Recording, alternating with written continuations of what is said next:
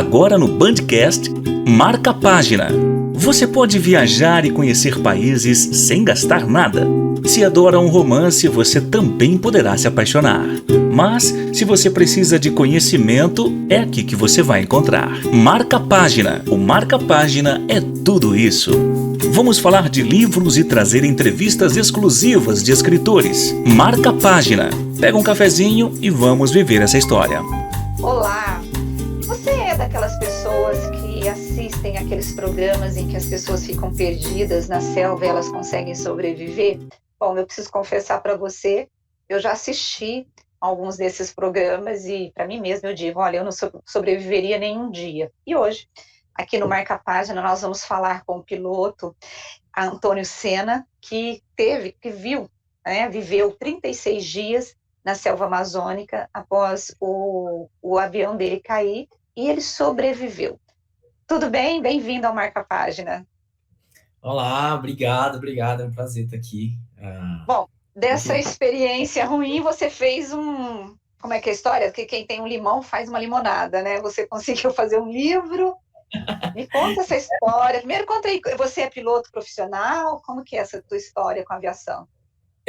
Eu sou piloto profissional já há 10 anos, né? Eu comecei a fazer o curso em 2009. Eu sou natural de Santarém, no Pará, né? E já sou ali da Amazônia, né? Do norte do país. E para fazer o curso eu tinha que sair de lá. Então saí, me formei PP, piloto privado em Brasília. Depois me formei piloto comercial e as outras carteiras, multi, FR, tudinho em Bragança Paulista. Isso em 2011. Não, 12. Comecei em 2009 e terminei em 2012.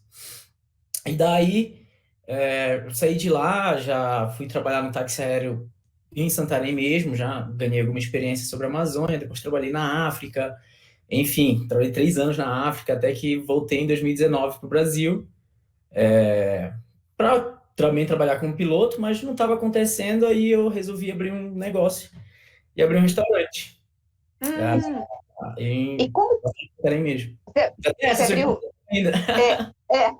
Agora, como que foi essa história sua do acidente? Que ano que foi? Como que aconteceu? O que aconteceu? E tudo aconteceu em janeiro desse ano.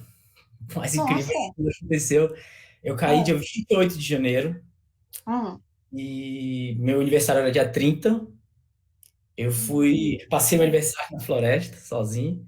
Eu fui resgatado dia 6 de março. Foram 36 dias ali, sozinho.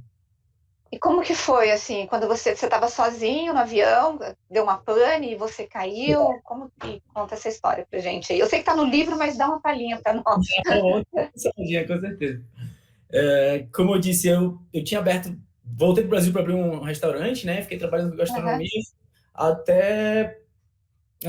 bem, durante todo esse momento. Só que eu abri o restaurante final de 2019, quando foi 2020, pandemia, fecha restaurante. Aí quando foi, parei tudo, cancelei a sociedade que eu tinha, comecei um outro restaurante em outubro de 2020. Aí quando foi em janeiro, a segunda onda da pandemia veio e fechou meu restaurante também. E aí eu tava já há algum tempo sem voar, mas apareceu um trabalho freelance para eu fazer, de um amigo que já voava e precisava fazer os exames e queria que o avião precisava continuar voando. Aí naquele cenário eu falei, bem, tô dentro, vou fazer, né? É bom que eu pago minhas contas, acerto tudo. E aí, no segundo... Eram 4 dias de trabalho. No segundo dia, isso aconteceu. Nossa. E você saía de onde? De onde para onde? Em Quer, uma cidade no interior do Pará, para uma pista chamada Califórnia, que fica no interior da floresta mesmo. Aquelas pistas que são no meio da floresta. E era a segunda vez que eu estava indo, né? Era o segundo dia de trabalho, eu tinha ido lá na minha vida. E apesar da experiência que eu tenho sobre a Amazônia, eu sou da Amazônia, né? Aquela área, ela me deixou impressionado do quão virgem era a floresta, sabe? O quão é distante de tudo. E mesmo com 4 anos já de experiência voando na Amazônia. E aí naquele dia eu tava era um dia meio nublado, tava indo só eu e carga, basicamente óleo diesel e um pouco de mantimentos, peças, enfim. E aí, olha o perigo, né? Eu sozinho e um monte de óleo diesel. Então, Nossa. só ali, um acidente já... Não tem como você Já era dizer que fatal. Caiu. é um acidente. Uhum. E naquele dia, eu tava já a 3.000 pés, eu não vinha tão alto porque tava nublado, eu não podia ir no meio das nuvens. E era um voo de 1h05, e com aproximadamente passado metade do caminho, 35 minutos, o motor simplesmente parou. Então, tava voando e o motor parou. E aí, quando ele parou, né, eu só respirei fundo e falei, não acredito que isso está acontecendo comigo. Não. Não. Tipo, vou morrer agora. Passou, Não. tipo, essa ideia? Então, não passou isso, porque eu tenho 10 anos de experiência na aviação, então tenho 2.500 horas. Assim, veio um frio da ponta da minha cabeça até, de cima da cabeça até a ponta do pé. E passado esse primeiro pensamento, eu costumo dizer que minha cabeça entrou num modo de emergência. Eu acho que todo piloto bem treinado, ele entra nesse modo de emergência quando isso acontece. É automático. Na hora não, calma. Eu sei o que fazer, sou treinado para isso, vamos lá. E aí, tentei manter a calma, depois voar o avião, botei o avião e já começa... Oi, Senna, já começa... Caiu. Não, tá me ouvindo? Então, o que a gente pensou, a última parte que nós ouvimos de você é quando você falou assim, eu sou treinado para isso, eu sei o que fazer. Calma, e aí o que você fez? Pois é, calma. E aí primeiro, voar o avião, né? Em caso de panes como essa, a gente tem um checklist mental nosso chamado, que é voar, navegar e comunicar. São suas ações que você tem que manter na cabeça o tempo inteiro. Apesar dos outros checklists que tem no avião, né? É uma cultura da aviação, mas naquele momento aquilo era a minha prioridade. Então, eu precisava voar o avião. Eu botei o avião, ele já estava descendo, né? E aí eu trouxe ele para uma chamada velocidade de melhor planeio. Todo avião plana mesmo sem motor. Essa velocidade é definida pelos engenheiros e a gente precisa saber, a gente precisa estudar. E aí, putz, eu sabia daquele avião, tinha lido na noite passada, já tinha algum tempo que eu não voava. E aí, botei lá, 92 e conforme descendo, eu não tinha o que fazer, só mantive a rota e aí tinha que comunicar. Peguei o rádio, Mayday, Papatango, India, Romeo, Juliette, tá caindo. Na verdade, antes de pegar o rádio, conforme eu coloquei o avião na altitude, eu já fui vendo o que tinha acontecido. Então eu olhei para os instrumentos e vi que o fuel flow estava em 0. O fuel flow é um instrumento que indica a quantidade de combustível que entra no avião. O motor não estava entrando. Eu falei, nossa, mas combustível? Não tem como. Eu chequei o combustível antes de decolar, eu fiz tudo. Enfim, passava milhões de coisas na minha cabeça. Mas eu não tinha tempo para aquilo, tinha que resolver. Então, o que eu faria? Reacionar o motor. Eu fiz os procedimentos, não funcionou. Tentei o outro tanque de combustível, também não funcionou. E o avião descendo.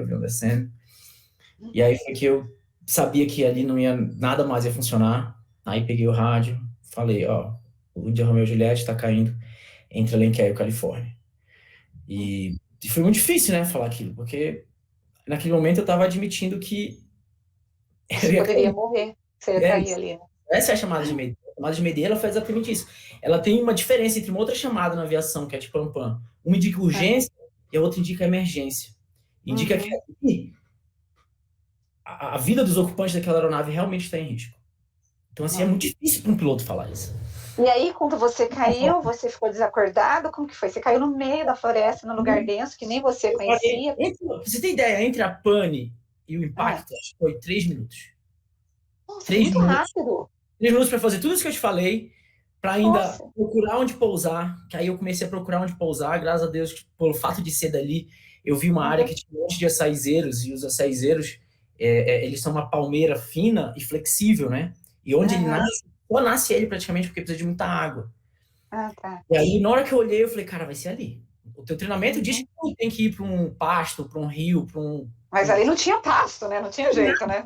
Nada. A cidade mais próxima estava a 180 quilômetros de distância. Nossa. Cidade mais próxima, cidade pequena, que é Laranjal do Jari, no Amapá. E aí, fui vendo, né? Fui preparando tudo, o chão chegando, as árvores chegando. Eu lembro que eu olhei pro lado e me impressionou ver que eu já estava abaixo da serra, assim, eu tava vendo a serra de baixo. E aí eu vi ele chegando, o plano era colocar lá, porque eu sabia que ia amortecer. Mas eu não sabia se eu ia viver ou não, sinceramente. Não. E aí caiu, pá. E aí caiu, o impacto, o barulho, e de repente todo aquele barulho se transformou num silêncio. E ao mesmo tempo já o barulho da floresta. Nossa. Eu acho que é um som que eu não vou esquecer pro resto da minha vida. E quando eu abri os olhos, a primeira coisa que eu pensei foi, meu Deus, eu tô vivo. Nossa. Vivo. Mas logo eu vi que eu estava coberto de combustível e sentindo o cheiro de combustível de aviação, que era pior, porque ele era muito inflamável. Eu preciso sair daqui. Eu estava imprensado entre o painel e o assento, mais ou menos como esse aqui. E aí eu não sei, só sei que eu botei a mão em cima do painel e me empurrei. Quando eu me empurrei, eu vi que eu estava solto. E aí eu saí pela frente do avião, o para-brisa tinha sido cuspido. E na hora que eu saí, eu já percebi que eu tinha que pegar tudo que eu precisasse para sobreviver ali. Para sobreviver. Algum tempo ali. Não era a primeira vez que eu sabia de alguém, eu já perdi amigos. E que kit que você pegou ali? O que você pegou, que você tinha? Aí voltei para dentro do avião, consegui pegar minha mochila. Dentro da minha mochila, sempre que eu voei sobre a Amazônia, acho que uma das primeiras coisas que eu aprendi, eu tinha uma lanterna, 2 isqueiros, um canivete e uma faca de bolso.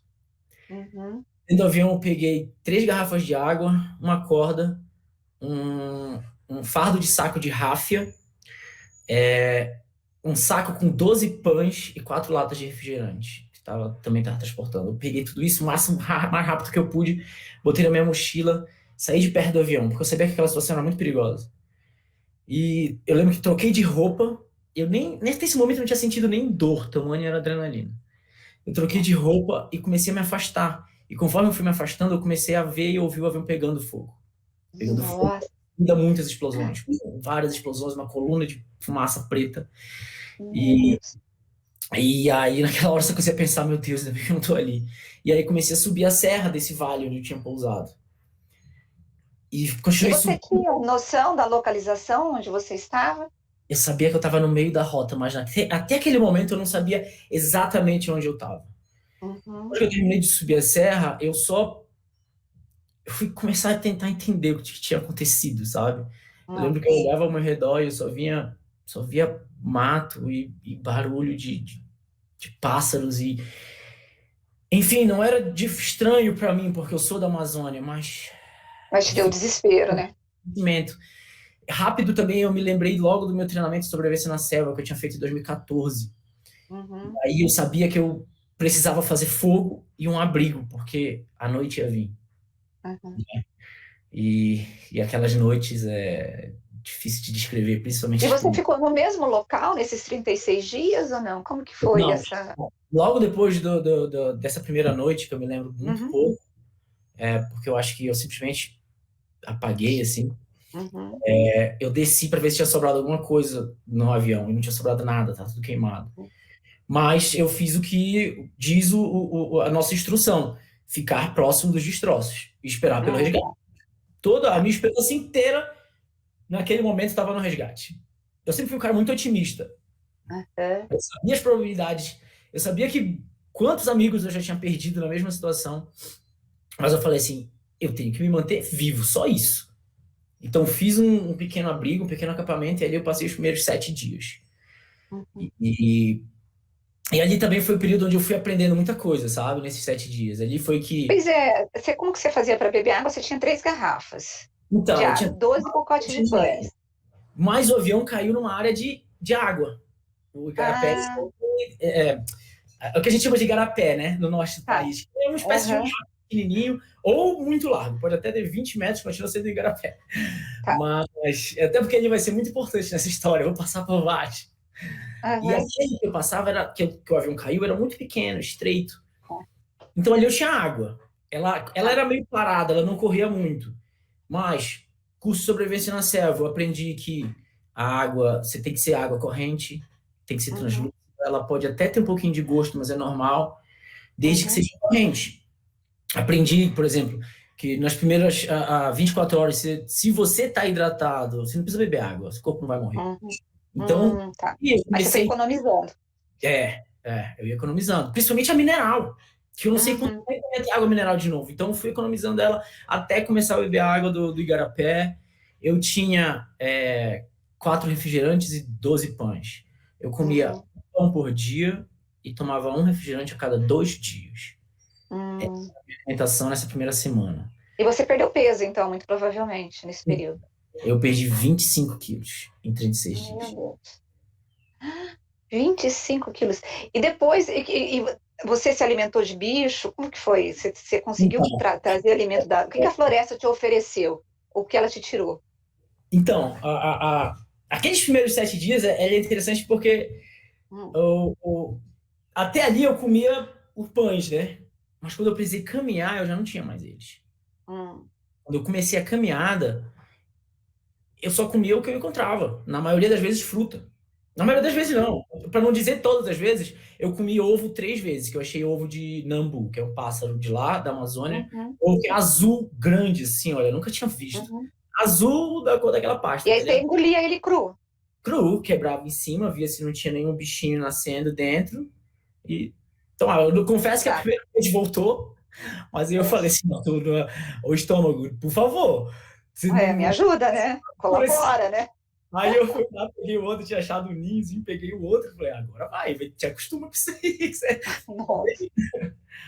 E aí, frutas, agora as frutas, você não tinha medo de ser alguma que pudesse ser um veneno? Como que você conhecia ou não? Algumas eu conhecia, eu encontrei cacau algumas vezes, cacau eu já conhecia. Mas eu te confesso que a fruta que eu mais comi, que foi breu branco, eu nunca tinha visto na vida. E eu só comecei a comer elas quando eu vi que os macacos também comiam ela. Os macacos eram seus guias, eles que te salvaram, na verdade. Macaco. Eles eram amigos e inimigos ao mesmo tempo. Porque... mas são uma espécie só, o macaco-aranha. Que macaco... Desculpa, macaco safado. Sério. Por quê? Porque, assim, ao mesmo tempo que eles me acompanhavam, e aí eu conversava com eles, nossa, eu criei tantas técnicas. Criei não, eu não vou dizer que eu criei, porque acho que elas já estão aí há muito tempo. Mas eu tive que fazer tanta coisa para realmente, acho que, não perder a cabeça psicológica. Então eu conversava com os animais, conversava com os macacos, conversava comigo mesmo. E o macaco-aranha, em específico, ele é um macaco que é incrível, porque a feição dele é muito parecida com a nossa. Ele tem braços longos, um rabo bem grande. Então ele é alto, 1 metro alguma coisa, alguns. Nossa!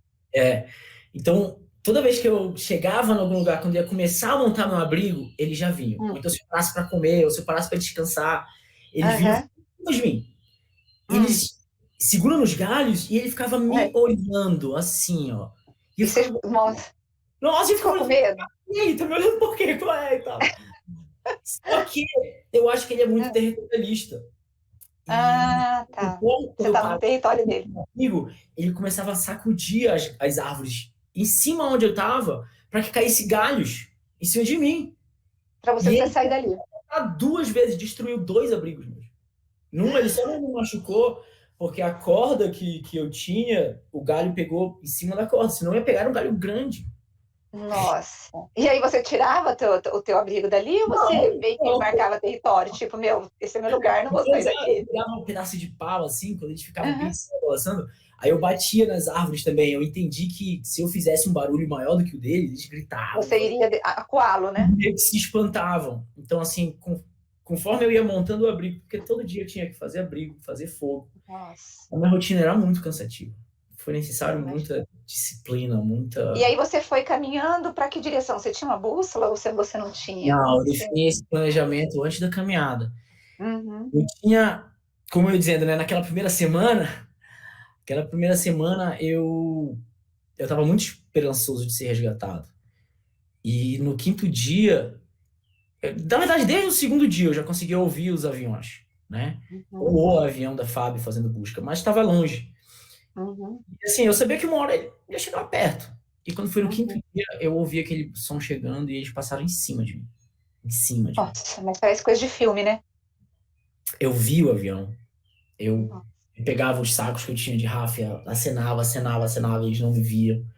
E aí eles passaram uma vez, duas, e foram se afastando. E aí eu sabia que eles não iam mais voltar. Eu conheci o... Nossa, que desespero. Nem me fala. E aí, esse quinto dia é muito importante para mim, para o livro. Acho que muita coisa eu só consegui por causa desse quinto dia. Por isso que no subtítulo do meu livro eu digo que é a saga do piloto que caiu na Amazônia e se reencontrou com Deus. O quinto dia, você fala que é o quinto dia porque foi o dia que você decidiu. Tipo, tô sozinho e eu vou ter que achar uma saída. Um dia que eles passaram por cima de mim, depois disso eu fiquei pensando naquilo, eles passaram umas 10h30, quando deu umas 2 horas da tarde, eu falei, não, eles não vão me resgatar, eu tenho que dar uma saída aqui. Eu peguei todas as minhas coisas e fui na direção sul. Foi a primeira vez que eu tentei entrar na floresta.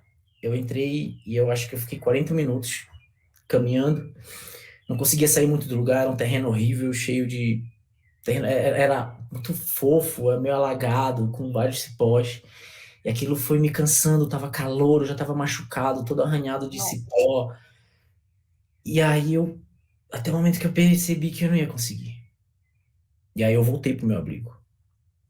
Naquele dia eu voltei, e eu costumo dizer que naquele momento eu senti o maior sentimento de derrota que alguém já pode sentir na vida. E olha que eu já tive frustrações várias vezes, mas aquela era muito profunda. Porque naquele momento eu fico meio sem conseguir porque eu acho que em inglês eles falam hopeless, quando você tem esperança. E isso é uma coisa, acho que a gente nunca parou pra pensar o que é estar sem esperança. Se você não tem esperança de nada, nada, todo sentimento que resta dentro de você é morte. E esse foi a primeira vez que eu pensei que eu ia morrer ali. Nossa. E tamanho esse era esse sentimento que eu gravei um vídeo, né, pra minha família, despedindo. Nossa. Eu tenho QR Code, você consegue ver o vídeo. Eu lembro que eu voltei e aí esse pensamento, esse sentimento de morte começou a tomar conta da minha cabeça. E eu lembro que eu dizia assim, Deus, se for pra eu morrer aqui, eu vou morrer de fome. Quanto tempo isso vai levar? 3 semanas, um mês? Eu tava gordinho? Aí eu falei, não quero sofrer isso tudo.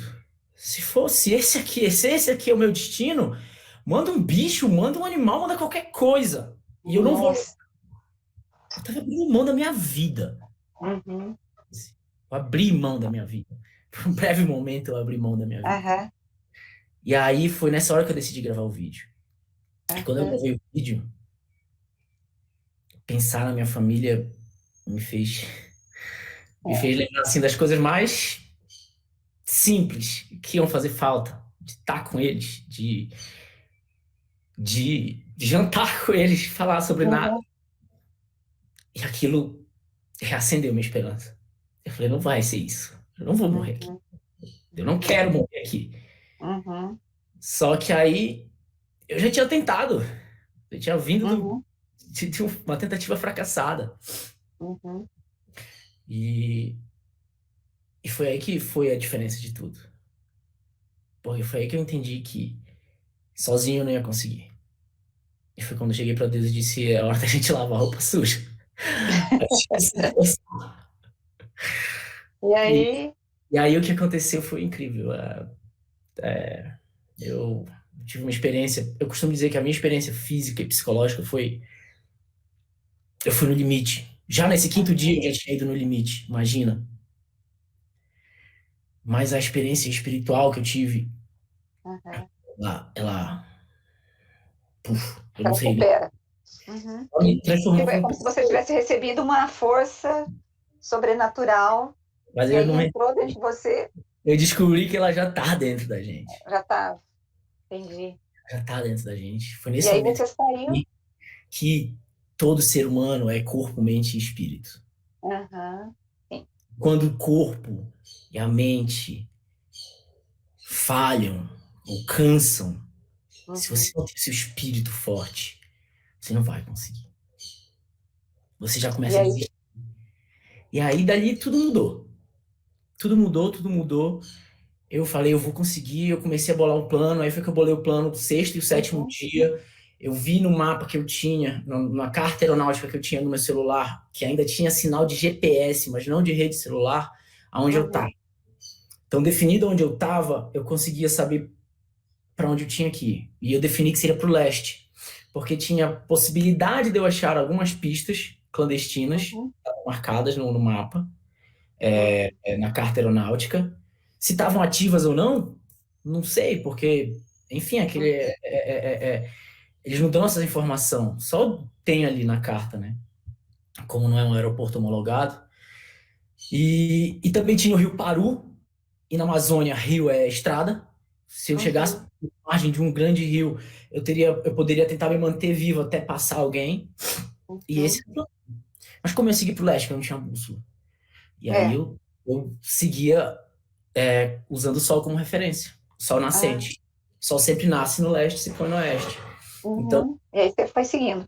Isso. Então, isso ajudou a montar o meu planejamento e minha rotina. Eu caminhava todo dia de manhã, na direção do sol, até por volta de 1h da tarde, 1 e pouco. Se eu visse que estava rendendo. E aí a partir daí eu parava para procurar onde eu ia fazer meu abrigo, montar meu abrigo e fazer fogueira. Eu levava até 7h da tarde fazendo tudo isso. Nossa. Noite, né? E você tinha medo de onça, de bichos assim maiores? Como que você fez para se proteger? Era a fogueira que te protegia? A fogueira ele é das coisas principais para afastar, né? Os predadores, os animais. Mas eu vi cobra, vi porco do mato, vi um monte de coisa, assim, né? Não vi sucuri, também não vi jacaré, porque a região onde eu tava não é a região de sucuri e jacaré. A gente pensa que a Amazônia vai ter sucuri e jacaré em qualquer lugar. Não, muito fechado ali, não tem, ela precisa de água, jacaré precisa de água também. E como você sabia, Sena, os dias que você estava na floresta, você criou alguns... Meu relógio. Você estava com o relógio, verdade. Era desses, tipo de aventura mesmo, né? Não vou falar marca aqui. Mas que ali eu conseguia, era com ele que eu administrava a minha rotina. Como eu disse, eu precisei criar essa rotina, os horários bem estabelecidos. No primeiro dia, por causa da falta de rotina, eu tive logo uma hipoglicemia. Eu tive que tomar o refrigerante o único refrigerante que eu tinha, que eu estava pensando em tomar já no último recurso, tive que tomar no primeiro dia. Entendi. Agora, aí você foi caminhando e você chegou até um local quando você foi resgatado. Desse livro, por que você decidiu escrever o livro? Foi para poder mostrar para as pessoas que é possível ter esperança? Ou o teu livro ele serve mais como um planejamento para as pessoas vencerem? Qual que é o objetivo do teu livro? Quando eu saí, eu não pensava nisso. Quando eu fui resgatado. E onde você foi resgatado? Só para a gente saber. Então, eu não quero que você fale tudo para as pessoas poderem ler o livro, né? Então, eu fui resgatado no 36º dia. No 35º dia eu encontrei um grupo de castanheiros. E enfim, aí no livro... Porque, na verdade, o livro... Eu costumo dizer que o livro ele é muito mais... A minha história, se você botar na internet, tem...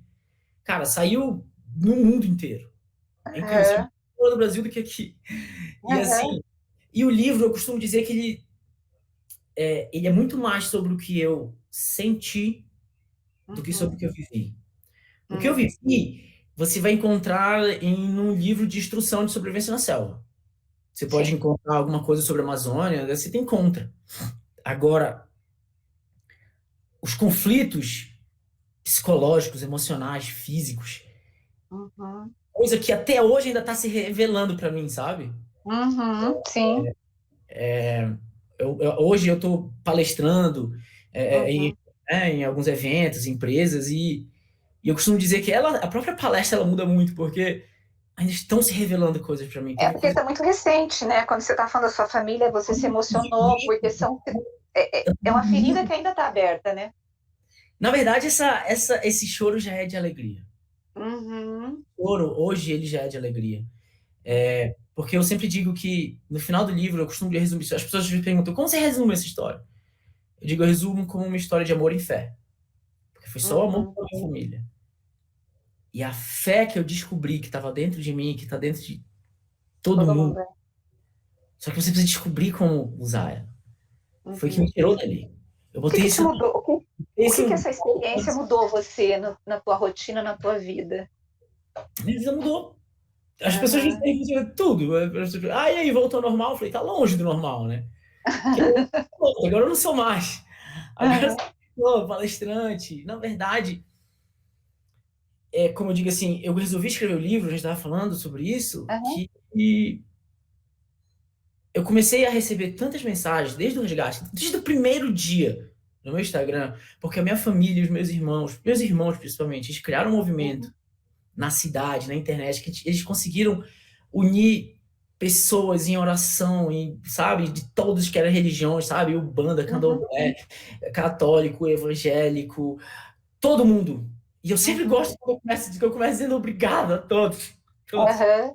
porque eu podia sentir isso lá, é Uhum. alguma coisa que Incrível. eu acredito muito nisso, E quando você encontrou esse grupo de castanheiros, você falou assim, tô tendo alucinação, é isso mesmo?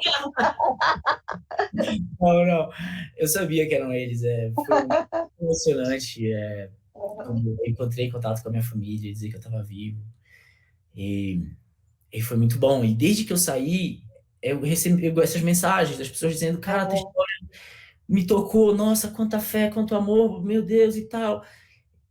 E aí, de repente, eu comecei a receber umas de pessoas que diziam assim, nossa, obrigado, sua história está me ajudando a vencer a depressão. Eu recebi mensagens Legal. dizendo que tinha desistido de se suicidar por causa daquilo. E eu me emociono ainda, sabe? Legal, legal. Tem uma Porque, história, não sei se você assistiu aquele filme, se você assistiu aquele filme, O Resgate do Soldado Ryan, em que sim, o capitão, lembra? Tem uma frase assim que me marca muito, que todo mundo morre da equipe que vai resgatá-lo, né? E na hora que o capitão estava ali morrendo, ele virou pro moleque, pro cara lá, e falou, olha, faça a tua vida valer a pena, né? E que é uma história real, né? É mais ou menos isso. Eu acho que hoje a tua vida, assim, esse livro, esses 36 dias, eles foram cruciais na sua vida, e se você vai fazer a tua vida valer a pena. Você percebeu que vale a pena viver. Eu a acho que é vida isso, né? ganha um propósito. Aham. Até naquele momento, Uhum. eu acho que eu tinha propósitos vagos, como Uhum. nós às vezes temos, né, nessa sociedade Uhum. louca de, Uhum. de ganhar grana, de ter sucesso, Uhum. enfim. E aí a gente para pensar no que importa de verdade. Quando é tirado de você o mais básico, que Uhum. é comida, afeto, som, cara, você começa a dar valor a tanta coisa. Então, assim, Verdade. eu não consigo imaginar hoje eu passar na frente de uma pessoa que esteja com fome e não dar um prato de comida, porque a fome dói demais. Dói. Eu acho que, na verdade, essas experiências, elas mudam a gente, né? E Elas você mudam pode muito. observar que não é um privilégio meu. Se você pegar relatos de outras pessoas que passaram por coisas parecidas, elas vão falar a mesma coisa. Uhum. Eu só estou Verdade. tendo a oportunidade de falar para as pessoas, de pessoas que estão próximas de mim, que talvez até no Brasil, dizer, cara, esse cara é um brasileiro, esse cara é um. Enfim, um Uhum. cara ali da Amazônia que passou pelo que passou e, e eu não estou falando porque eu quero Legal. dar alguém, não.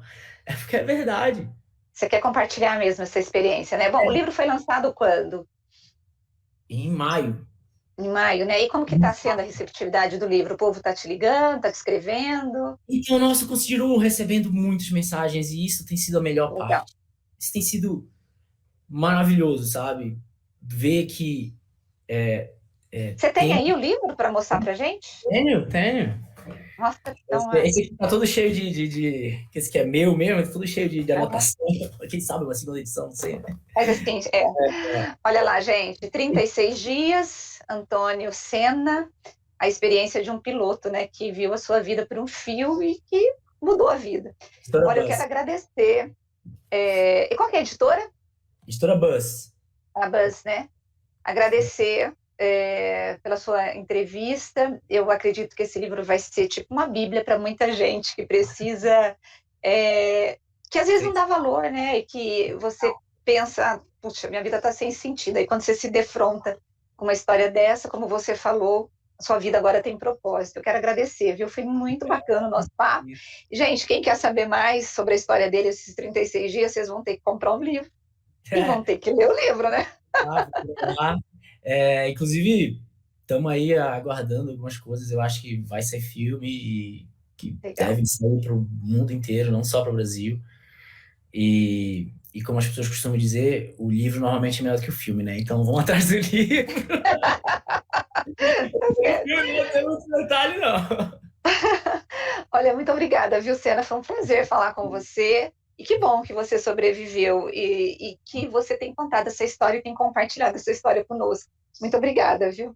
Eu que agradeço. É um prazer mesmo. E poder falar sempre sobre isso é minha missão agora. Então, não é trabalho nenhum. Um abraço para todo mundo. Obrigada. Gente, eu quero agradecer você que esteve conosco e que vai ouvir ainda esse podcast, né? Se você está me ouvindo é porque você já ouviu o podcast inteiro. Foi um prazer, eu acho que é uma história importantíssima, história de sobrevivência, uma história de reencontro com Deus, uma história de reencontro consigo mesmo, uma história de reencontro com a família, uma história de reencontro com aquilo que vale a pena, que é um propósito de vida. Eu tenho certeza que esse livro vai te ajudar muito e é por isso que a gente sempre se encontra aqui no Marca Página com esses autores fantásticos. E na semana que vem eu vou ter mais um livro e mais um autor. Eu tenho certeza que a história que está no livro, naquelas páginas, vão te ajudar muito. Até a semana que vem. Um beijo para você. Tchau.